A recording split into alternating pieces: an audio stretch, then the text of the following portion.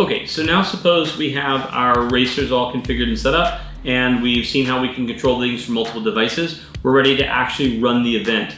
And when you run the event, as I mentioned a few minutes ago, you can use multiple devices, or you can have kind of one central computer that runs everything. So because of, we've been to a number of events, and because of the different configurations, we've had everything run from one tablet the MC was holding the whole time. We've run things from just one computer. We've used multiple machines. I almost always like to have a laptop set up ready to go, just so we have at least two people that can kind of keep the event rolling at all times. Keep an eye on what's going on. All right, so once you have this, you are ready to run the first race, and once you know these are the correct people, you'll signal start to operator. When you do that, the light on the LED on the start gate will turn green for them, and that means you're ready to go. So you always can look at that light and have a good idea of the status. Red means it's not ready to run the race yet, blue means it's been reset, and green means it's ready to go. So it's basically when they press the button, it will count down and start the race. So what happens next is that you have the garage view as well. So let me show you the garage view so you can see kind of what the folks are doing right there. From this garage view, you see that it's showing me the next couple of heats. So heat number 1 of 3 is running right now, and so I need to get those 6 cars to the gates to be able to put them in there. On the starting gate is a small screen, and that small screen shows you the car numbers for each one of the lanes, and it will show you it show you the 6 lanes in the right colors and show you which car goes in each lane. So very easy to set that up, very easy to configure that, and see how it goes. So they put those 6 up there, and then they can go ahead and stage the next 2 heats worth of cars. So the garage view folks are over there, and they are each time going through that. So this is how we deal with the garage view. We want to make sure that they see that and they understand how to run that, because that will keep the event running very, very smoothly. They put the 6 cars up there, they tell you they're ready to go. Typically when they say they're ready to go is when I do the signal start to operator to let them know that I'm also ready for them to start the race. So that's what's happening in the garage view. I'm gonna go back to the race control view, and now that I've signaled my start to operator, we're ready to go. So when they put the 6 cars up there, they're ready to rock and roll. We are ready to proceed on with the race.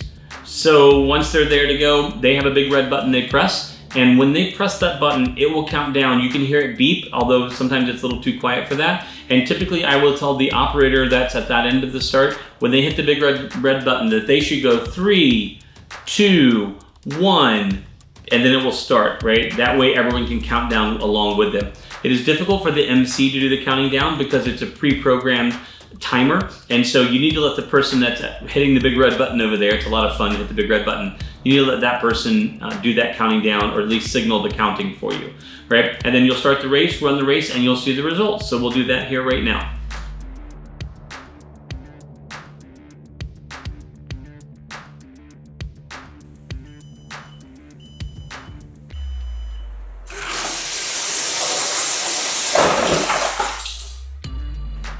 And so when the race is complete, we can see our results from there. So it'll show the race leaderboard. This is the overall leaders of everyone that's run so far.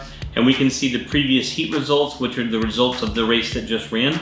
And we can also see the next heat lineup. So we're ready to understand kind of what's happening here at each one of these stages. So then what we typically would do here is read the previous heat results and announce those winners, kind of celebrate that. And then we'd be lining up, of course, the garage has their view. They're seeing the next heat, ready to rock and roll and line up there as well. But what we want to do is we want to talk about one quick thing. So most of the time the cars rolled on the track, no problem. And if that's the case, everything ran perfectly just like you want, then you would hit confirm results.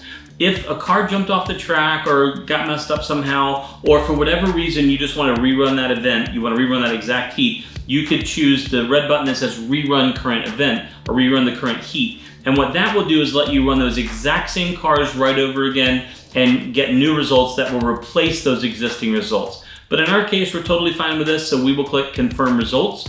When we do that, we'll see that the results show up there. We progress to the next heat. We're ready to run heat 2 of 3. And so we can see our previous heat results still if we need to talk about them. We can see our next heat that's coming up right now. Again, we start the process over again. The garage gets those next 6 cars lined up. When they're ready to go, I click signal start to operator, and we're ready again to start the next result. And you keep doing this as you go through each event. So in this case, we only had 15 racers, so it only takes us, since we can run 6 each time, to go through 15 racers, it only takes us 3 heats to do 1 round. And so that's all we would need to run through, and we can see our final results at that point. So what I want to talk about next are kind of how you run a couple of small things here, like a fun run, and then what the final results will look like. So we'll talk about that here in just one quick second. Okay, so we've reset our cars. We're ready to go with the next heat. Again, as I mentioned, there are 3 heats in this event. So we're just gonna run through these so we can have the results to work with. One thing I do wanna point out is that I can do a fun run at any point. So if I have a lot of heats, I might wanna interrupt it and do some kind of fun run where I run leaders' cars or challenge cars or something like that. Maybe get the pastor, their car, and the pastor's wife, their car, or maybe you want to have one of the kids challenge one of the leaders or something like that. Just a way to break up what you're doing there. So you click on the Start Fun Run race and you just run a race independent, no results count for anything. It'll show you the same results, it'll let you know who won, but it doesn't count as part of your final results. Okay, so we're ready to signal start to operator, saying we've got our 6 cars lined up, we're ready to rock and roll. So they will hit the start button and it'll count down. 3, 2, 1, go! The cars race down. You can always see the results that are working down there by watching the blue lights at the end of the track. That'll let you know what's happening there. All the cars ran fine, no problem. We got a good finish, we got good results, so we'll click confirm results. And that will take us to heat 3 of 3, ready to run the final heat for this race. Again, we can interrupt these at any time to do a fun run by hitting that start fun run race button anytime we want to. So for our 3rd and final heat, as we mentioned, there are 15 racers. So we did 6 in the first one, 6 in the second one. There are only 3 that need to be run for this final heat. And if we look at the front gate or the starting gate, we can see that it shows which 3 lanes should be used and which car numbers go in those lanes. And so this will make it so that we run each car one time and we'll see those total results. Again, showing on our screen at all times, you'll see a final race leaderboard. So you can see for the whole event, you can also see the previous heat as well.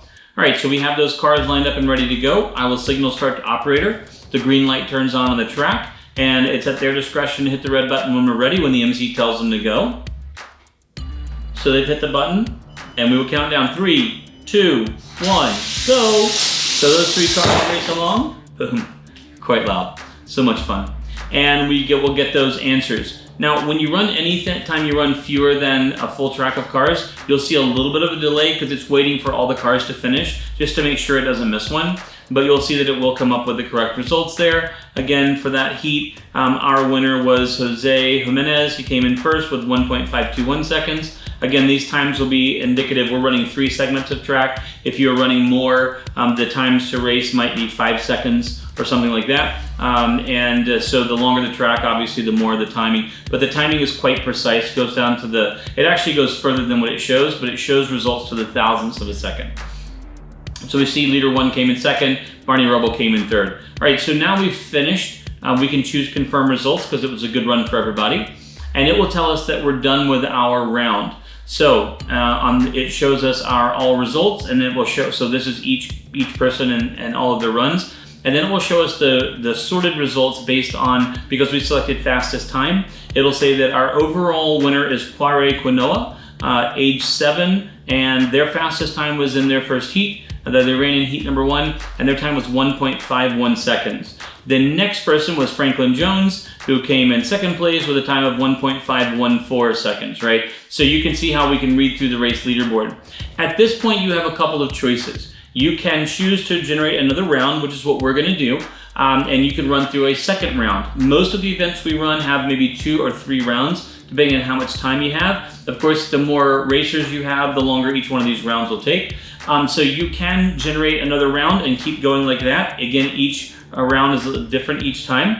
Or you can start the first round of finals, and that will take you on to running the finals as a result of there. So you have some options of how you want to proceed from there. What we're going to do is we're going to fast forward a bit. We're going to run through one more round so that we have 2 rounds of results in there, and then we will come back and start the first round of finals and show you how the finals work.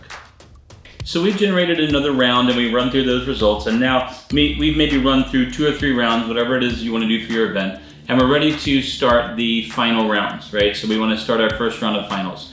And this is going to be based on the race results, the race setup configuration that you used before, and based on the results, obviously, of each of those rounds. So when we click to start our first round of finals, it's going to tell us that we're about to run heat number 7 of 10. So that's because we have run 3 and 3 for our first one. So we ran 6 for our 2 rounds of racers, and now we're ready to run the groups. The way it's set up by default is it runs through them by age group, because typically at an event you hand out trophies based on the age groups. So right now it's going to pick up our Gophers. And so here are our 4 top or our 6 top Gophers for the event. We only had 4 in the event, so it's going to be all 4 of them. But if you had 25 Gophers, it would have picked the top 6 based on their times. And so it tells you which lane to put them in. So you put in, there are 4 of them, so we'll put 4 cars up there on our race results area. And again, the garage can see that list ahead of time, so they know how to put them up there. And we can signal start to operator and run that first race of Gophers.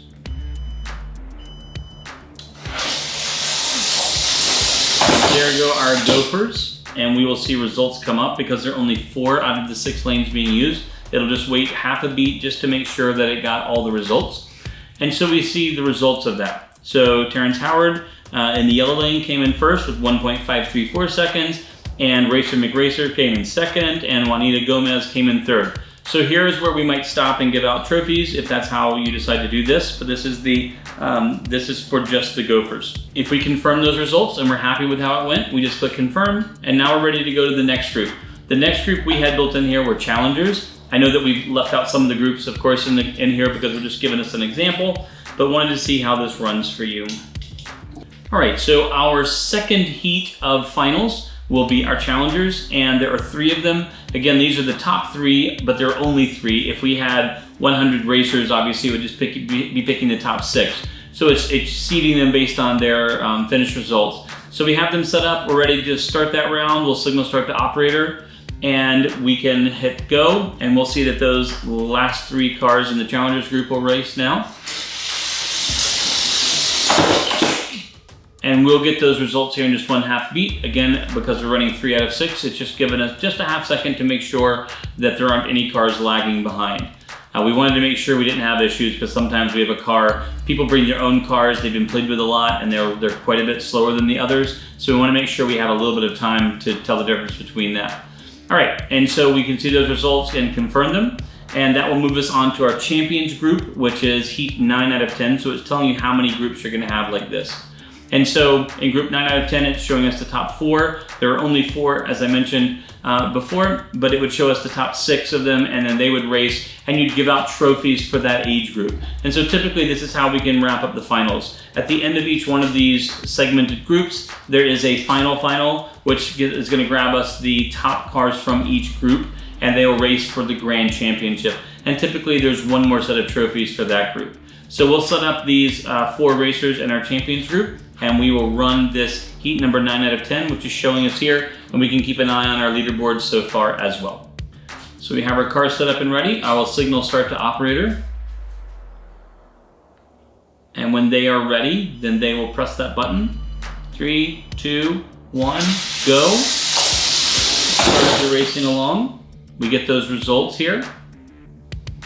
And we can see that in our champions group, right, we can find out our winner. And so the previous heat results are always going to show us our winners in place. So first place was Barney Rubble, second place was Fred Flintstone, third place was Quarez Smith, right? So we'd give out those trophies, move on to, let me confirm those results, move on to our heat 10 of 10, which is our open group.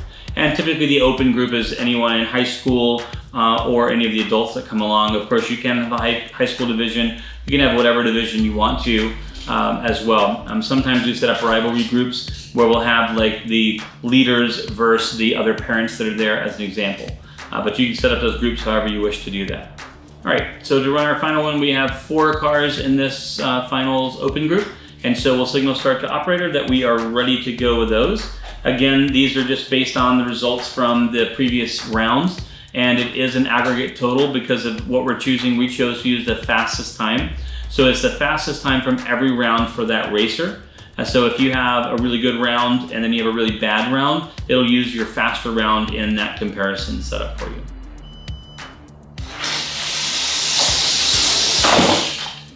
Right, and so those 4 cars have finished running, and we will see those results. When we're done with this, we will have finished up running each one of the individual groups. Again, most people give out trophies for each first, second, and third place for the age group, so that you have those trophies. That's part of the kit that comes in the trophy pack. So I'll confirm those results, and it will tell me that round 1 of the finals is completed. So because we only need to run 1 round for this, it's ready for us to start the Grand Champion race. So I'll go ahead and click on that button, and we'll start the Grand Champion race, and that'll give us one from the winners from each age group. All right, so this will be heat number 11 out of 11. Again, we ran 3 for round 1 and 3 for round 2, so those were our first 6. And then 7, 8, 9, and 10 were each of our groups. If we had 5 or 6 groups, we'd have 1 heat for each one of those. And then our final heat, this case it's number 11 for us, will be showing us each one of the first place winners, the fastest cars from each of the age groups. So we can see that Terrence Howard is representing our Grover group, and Jose Jimenez is leading, showing our champion group or our challenger group. And then Barney Rebel is representing the other one, the champion or the challenger group. And then Franklin Jones is representing our open group, our highest group. And so these are the 4 that will race to be our grand champion. Whichever one wins, it gets typically the biggest trophy in the pack. And so that's who we have here. So we're ready to go. I will signal start to operator for that race. And this is our final championship. Again, obviously as MC, you'll be running a lot and talking a lot and sharing those things in there. We get our final results. There's always just a little bit of drama, a little bit of delay to make it exciting, and then it will pop up those final results and we can see who the winner is.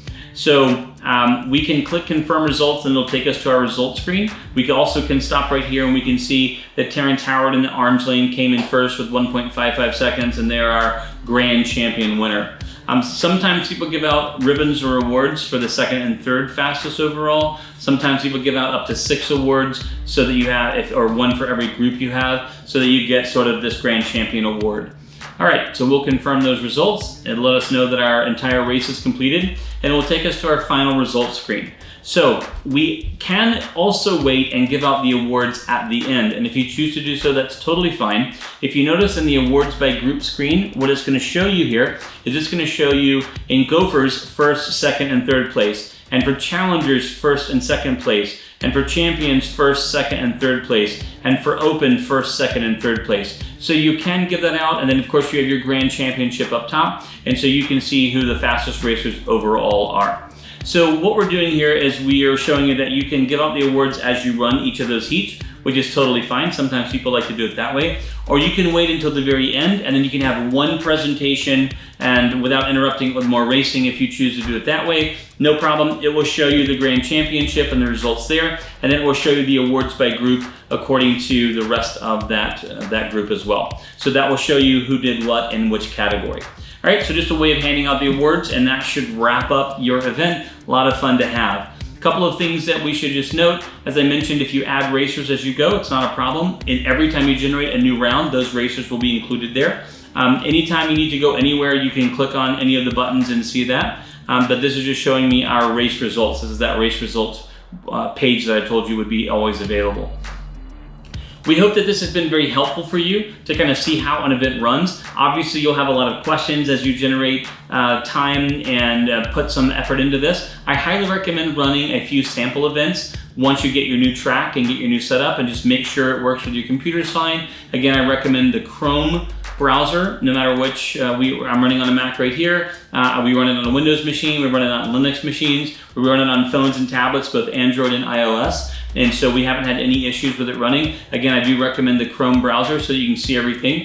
If you happen to pull it up and you can't see it, sometimes rotating your screen or sometimes zooming in or out will help you to be able to see more on your screen. Sometimes phones or screens are a little small, so you might want a tablet or something like that. Again, you can always use a laptop as well. So once you have all that configured, I highly recommend running at least 1 or 2 sample runs. You can set it up with just a few track pieces in your garage or in your basement maybe, and you can see how the event runs and make sure there aren't any problems. Any questions at all you have our phone numbers and you have our email addresses. Feel free to reach out to us at any point. We will get back to you absolutely as fast as we can. We try to be aware of when events are being run, and we try to have support and help available during that. But it would be great if you set up everything ahead of time and make sure everything is working first before you get down to an event. So let us know if you have any questions or any problems at all. Happy to help constantly make improvements in the system and hope to see it grow in the future. Really praying hard for each and every one of you that every one of your events are amazing, and that we see a huge soul harvest coming